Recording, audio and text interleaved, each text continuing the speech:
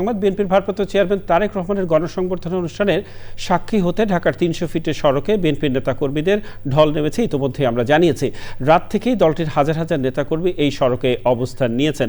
লুৎফর রহমান সোহাগের রিপোর্টে রয়েছে বিস্তারিত।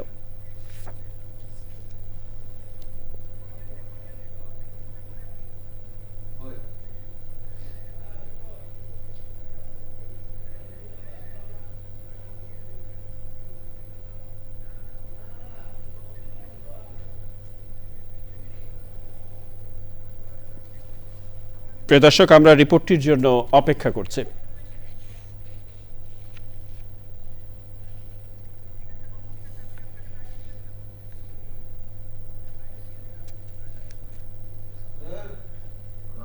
মঞ্চ প্রস্তুত, এখন অপেক্ষা কেবল তারেক রহমানকে বরণ করে নেওয়ার।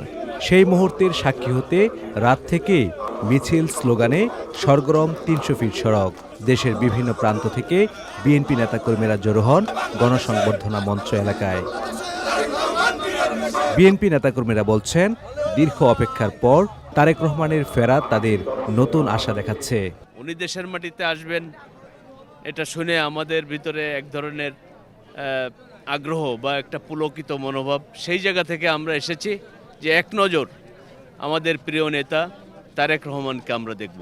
এই মুহূর্তে একটি পরীক্ষাময় একটি সময় যাচ্ছে, এই সময়টাকে একদম উনার নেতৃত্বে যেভাবে দ্রুতভাবে এগুলো সমাধান করা যায়, সেই জন্য আগামী দিনের নেতৃত্বের জন্য আমাদের তারেক রহমানকে এই বাংলাদেশের খুবই প্রয়োজন। সারা বাংলাদেশের মানুষ আজকে একত্র হয়েছে শুধু তারেক জিয়ার রহমানের অপেক্ষায়, শুধু তার ভাষণ শোনার জন্য এবং তার মুখখানি আমাদের বাংলাদেশের জনগণ দেখার জন্য। জনতার ভিড়ে তারেক রহমানের বক্তব্য পৌঁছে দিতে রাস্তায় বসানো হয়েছে বড় পর্দা ও শব্দযন্ত্র। ব্যাপক নিরাপত্তা ব্যবস্থার পাশাপাশি প্রস্তুত রাখা হয়েছে অ্যাম্বুলেন্স সহ অন্যান্য জরুরি সেবা। লুৎফর রহমান সোহাগ, চ্যানেল আই, ঢাকা।